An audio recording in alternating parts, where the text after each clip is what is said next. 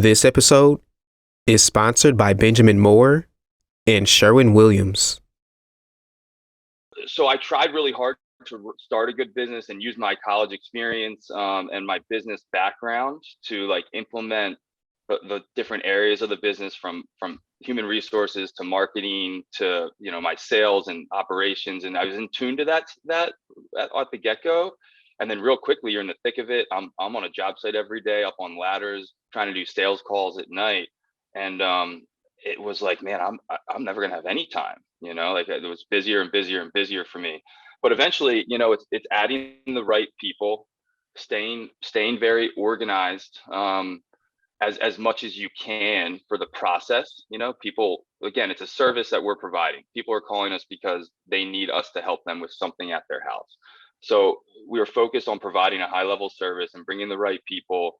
And we naturally grew. I think one of the things that helped me early on was getting in some networking groups as a small business, like BNIs and things like that, to just really establish myself as a professional and get the name out there and just they call it third generation or whatever referrals, just to build some rapport and some branding outside of my network, because it was largely just my network at first. I had a website and did some of those things.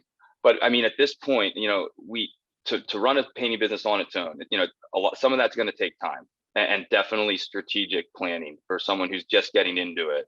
And I think the struggle becomes that 3 employee to 10 employee, maybe even 12 employees, when you're in that mid-range and you have a lot of expenditures and you're used to being very hands-on, but at some point you can't be hands-on with 3 to 10 employees. Like, there's always something else to do. You want to run a good business, and figuring out how to allow yourself that time while still getting paid for that time is key. To watch the full episode, download Overdrive, now available on the App Store and Google Play.